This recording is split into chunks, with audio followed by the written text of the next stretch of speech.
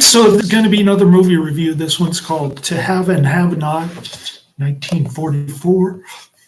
Giving it 2 out of 5 stars. I dislike this one. It's a 1944 American romance war adventure film directed by Howard Hawks, loosely based on Ernest Hemingway's 1937 novel of the same name. It stars Humphrey, Bogart, Walter Brennan, and Lauren Bacall. It also features Dolores Moran, Hoagie Carmichael, Sherman Leonard, Dan Seymour, and Marcel Dalio. The only ones I recognize are Bogart, Brennan, Bacall, and Seymour. The plot centered on the romance between a freelancing fisherman in Martinique and a beautiful American drifter. It's complicated by growing French resistance in Vichy, France. Ernest Hemingway and Howard Hawks were close friends, and on fishing trips, Hawks told Hemingway, who was reluctant to go into screenwriting, that he could make a great movie from his worst book, which Hawks admitted was To Have and Have Not. Jules Furthman wrote the first screenplay, which was set in Cuba like the novel. However, the screenplay was altered to be set in Martinique instead of Cuba because the portrayal of Cuba's government was believed to be in violation of the United States good neighbor policy with Latin American countries. This was before Fidel Castro and Che Guevara.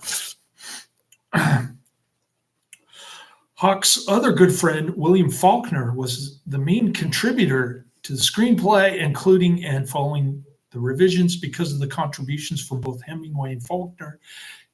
It is the only film story on which 2 winners of the Nobel Prize for Literature worked. Filming began on February 29th, 1944, while Faulkner continued to work on the script and ended on May 10th. The film premiered in New York City on October 11th, 1944. Audience reception was generally good. Box office $3.65 million, US $5.257 million worldwide on a budget of $1.684 million. Wow, this movie cost a lot of money. I'm looking at the movie poster.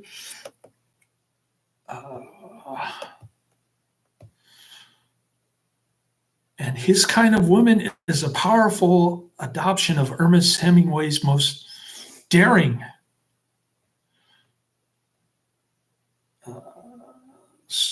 something story. I can't read it, it's blurry. I thought it was his worst story. Oh. I was not impressed. I was looking for something more along the lines of The Good Sleep. And it did have that element in the beginning with Bogey and Bacall obviously clicking. Breaking the ice, I guess you would say. And no wonder Bogey liked her. She was 18 years old. Okay. The film critic reviews were mixed, with many claiming the film was a remake of Casablanca, 1942. I think I prefer Casablanca. Critics specifically mentioned Lauren Bacall's performance or the chemistry between Humphrey Bogart and Lauren Bacall on the screen. Bogart and Bacall began an off-screen relationship during production and married in 1945. After the film's release, To Have and Have Not was one of the top 10 grossing films of 1944, and it received an award from the National Board of Review. Okay. In the summer of 1940, World War weary Harry Morgan operates a sport fishing boat, the Queen Conch, in Fort de France on the French colony of Martinique. It is not long since the fall of France, and the island is under the heavy-handed control of pro-German Vichy France. Harry makes a modest living chartering out to tourists, crewed by his blithering friend Eddie, a one-time top mate reduced by alcohol to a rummy. Harry affectionately looks after. The island is a tinderbox of dissent, harboring many people sympathetic to Free France. All right, so it's another war propaganda movie. Sort of. Harry only helps the Free France people because he's interested in the money. But later on, he goes out of his way to help them more. Harry's current charter client, Johnson, owes Harry $825. This guy's having trouble catching a marlin. He loses his rod. Johnson insists he hasn't enough ready money to square his account, but promises to get the funds when the banks open the next day. Liar. Back at his hotel room, Harry is approached by its owner, Gerard, known as Frenchie to English speakers, who urges Harry to help the French resistance by smuggling some people onto the island. Harry steadfastly refuses, choosing to keep uninvolved from the current political situation. Yeah, then he does a complete 365-degree turn. Also at the hotel, Harry first sees Marie Slim Browning, a young American wanderer who was recently arrived on the plane from Rio. Seeking to avoid the advances of a drunken Johnson, she delivers a duet of I Am Blue with pianist Cricket and his ensemble in the hotel bar. Okay. So I started to relate to Bacall and Bogey a little bit in the beginning. I like the dark atmosphere and the shadows with the blinds and stuff. That was pretty cool. But then it got old and tired after a while, listening to their two cigarette voices uttering mostly nonsense to each other. Like, for instance, she says, when you need me, just whistle. Put your lips together and blow. What kind of idiotic dialogue is that? Oh my God. Trying to take me for a fool here. All right.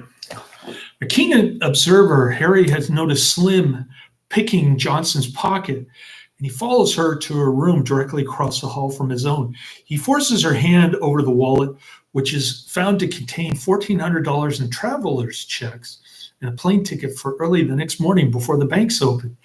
On returning the wallet to Johnson, Harry demands that he sign the traveler's checks to pay him immediately. Just then, a shootout in front of the hotel between police and the resistance spills over to the bar, and Johnson is killed by a stray bullet. The police take Harry and several others for questioning, seizing Johnson's wallet, Harry's passport, and his own money when he proves combative. Oh yeah, the government likes to do the old asset forfeiture trick on Bogey.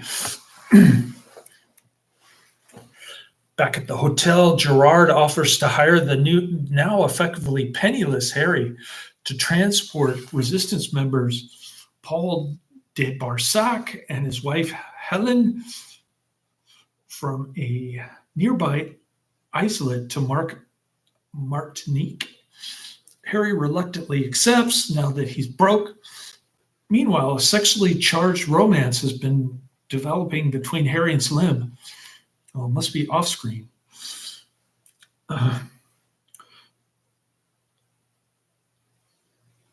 Who feels Harry is starting to fall for her. Her hopes are shattered when he uses the bulk of the money he earned in transporting the fugitives to buy her a ticket back home to America on the next plane out. Harry picks up the de Bersacs, but his boat is seen and it is fired upon by a Navy patrol vessel. De Bersac is wounded, but Harry manages to escape, and he transfers his passengers to a prearranged rowboat. When he returns to the hotel, he finds Slim still there, having chosen to stay with him. The deeper sacks are hidden in the basement of the hotel at Frenchie's request. Harry removes the bullet from Paul's shoulder. He learns the couple have come to Martinique to help a man escape from the penal colony at Devil's Island in order to aid the Free French. De Bersac asks for Harry's assistance in this operation, but Harry respectfully turns him down. The police return to the hotel and they reveal that they have recognized Harry's boat the previous night. They also reveal that they have again Eddie in custody, this time withholding liquor from him to get him to reveal the details of the smuggling plot. Cornered in his hotel room by the Vichy authorities, Harry turns the tables, killing one and holding police captain Renard at gunpoint. He forces him to order Eddie's release and sign a harbor pass. All right.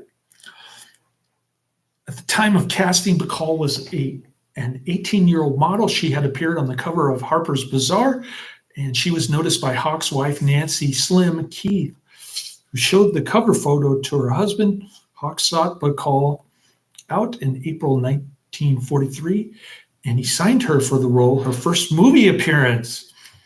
In the film, Harry calls her by the nickname Slim, and she calls him Steve, the nicknames used between Keith and Hawks. Hawks shot her screen test with contract player John Ridgely in January 1944. Her screen test was the seduction and whistle scene. The scene wasn't originally meant to go to the film, but Jack L. Warner told Hawks he needed to integrate it into the film, so it was later adopted in the film. I thought it was dumb, but that's just me. After the screen test, Hawks signed his first personal contract with an unknown actress with Bacall.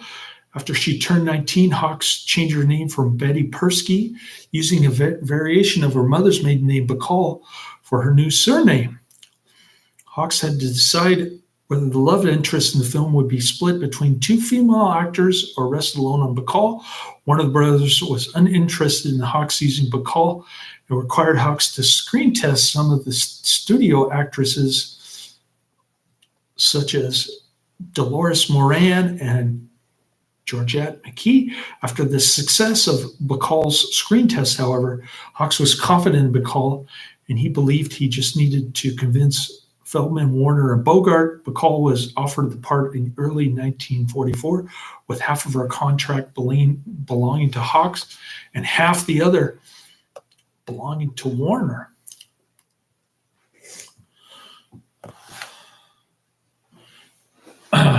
On a 10-day fishing trip, independent director Howard Hawks, I should put his name in the description box, tried to persuade Ernest Hemingway to write a script, but Hemingway was not interested in working in Hollywood. By the way, this is not the only Hemingway movie that I disliked. I disliked the one in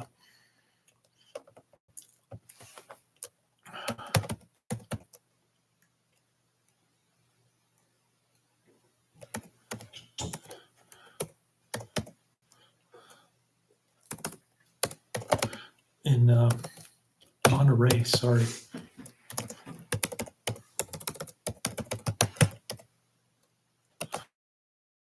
Oh, the name of that.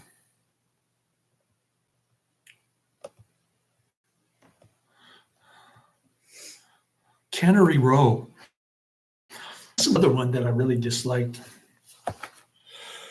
Anyways, Howard Hawks tried to persuade Ernest Hemingway to write him a script, but Hemingway was not interested in working in Hollywood.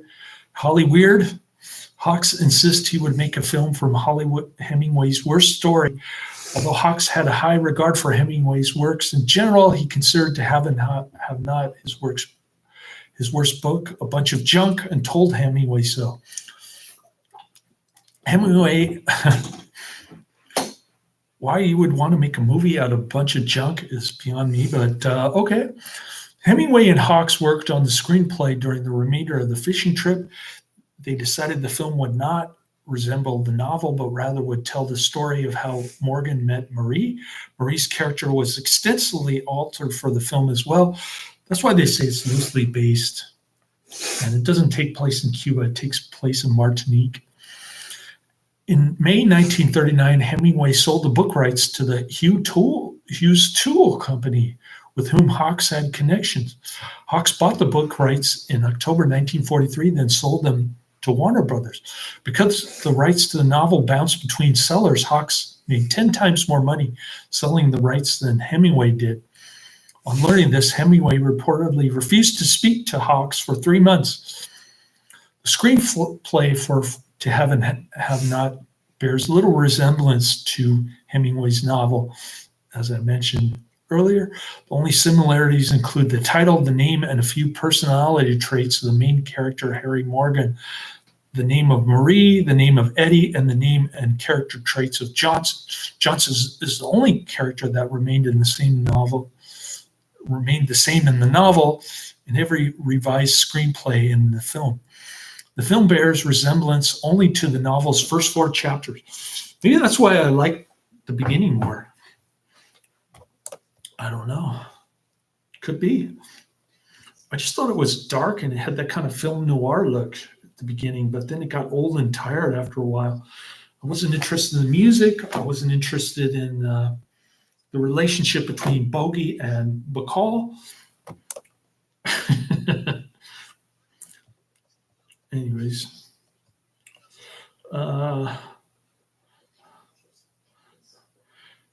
In one scene, Marie says to Morgan, "I'm hard to get, Steve. All you can have to do is ask me." The quote came from an earlier 1939 Hawks film, Only Angels Have Wings, in which Gene Arthur says to Cary Grant, "I'm hard to get, Jeff.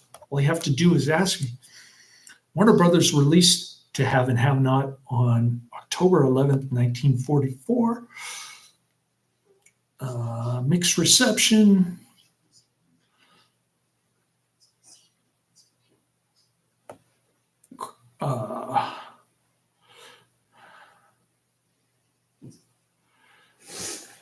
Criticized Bacall part in the film as merely a gimmick for attention from the press. I tend to agree with that. Other critics found the film to be betraying Hemingway's work due to the only first 15 minutes of the film bearing resemblance to his novel. I agree with that.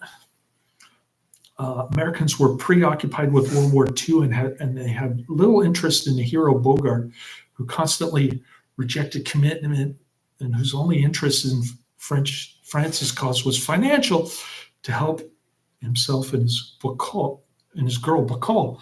That's true, but he kind of became more sympathetic towards the end, I thought. Critics called the film a fast, witty romance with a plot as merely an excuse for some good scenes. Yeah, I think it was just a vehicle to get Lauren Bacall famous, especially after Bogey started having an affair with her. Variety cited the film's inferiority to Casablanca and other Warner Brothers melodramas.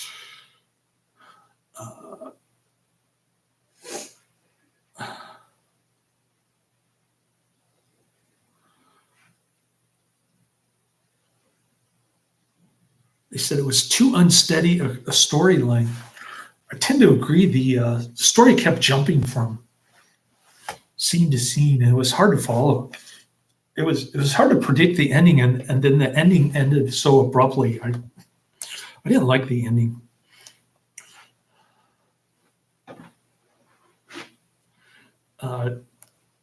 U.S. film critic James Agee felt Going My Way was better because To Have and Have Not focused too much on character and atmosphere rather than on plot.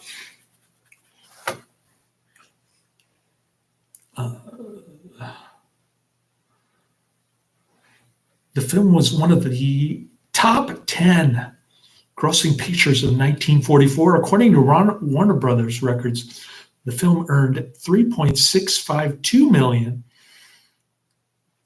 which is 56,220,000 in 2022 terms domestically, and 1.605 million or 24,710,000 in 2022 terms foreign, coming close to the high earnings of Casablanca.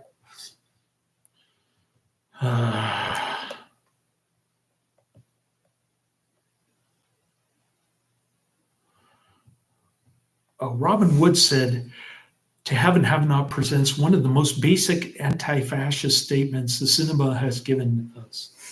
Okay. So he agrees with me somewhat.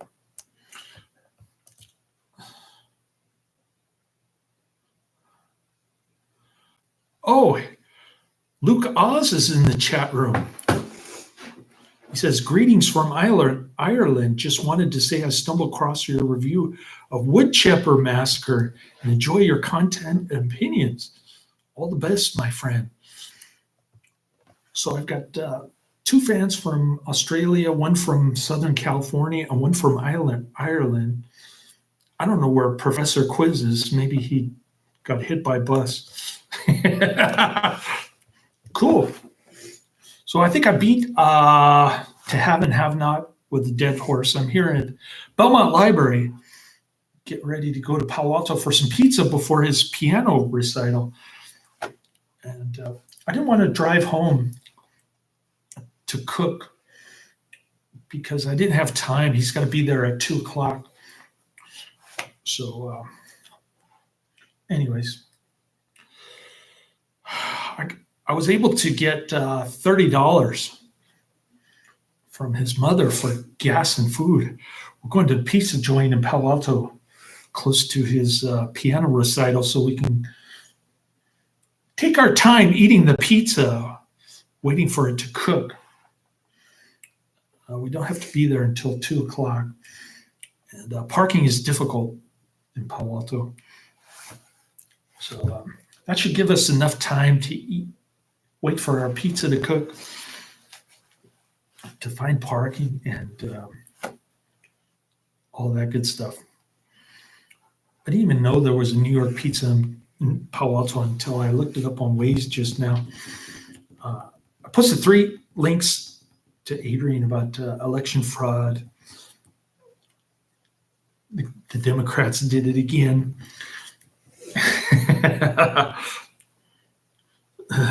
They won't give up. They're going to keep doing it till the end of time. The Bolshevik Democrats. Anyways, I posted a link about how there's another 4th wave of COVID in Australia, despite almost everybody being vaccinated with like 4 COVID shots in a row. And then there was, I posted a link about degenerates.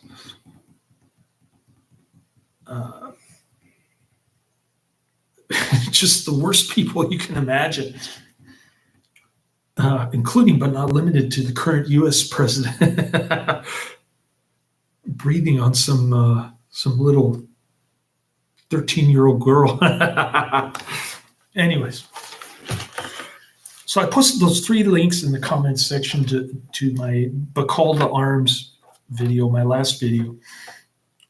And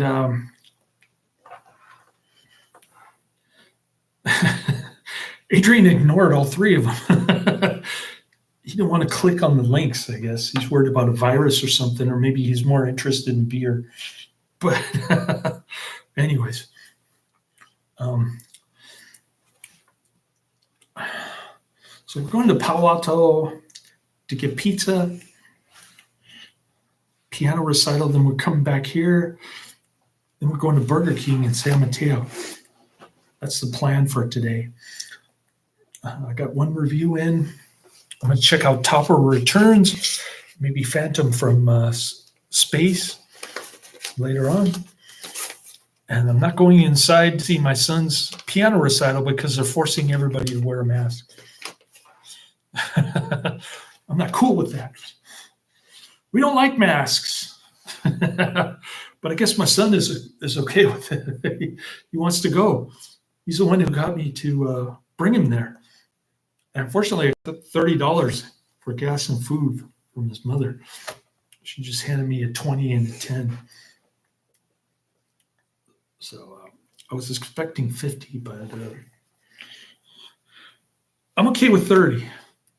My checking count's about $2,000 right now, but it's dwindling fast, and I've got to get a lot of expensive stuff at the communist grocery store after my my little adventure with my son today. And the employer in San Francisco keeps cutting my hours. I think I only worked like 8.5 hours yesterday. But I did sign up for mid-afternoon shift next Saturday.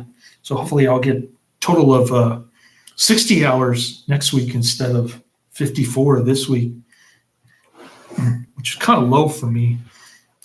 So I still haven't got my my $250 middle class tax cut refund from the state yet. I think they're sending me a debit card next month or something, because I don't think I got a refund from them a couple of years ago. Anyways, nice to hear from Luke Oz. Thanks for coming in the chat room. And I think I'll end this review. It's going over 27 minutes now. Laters.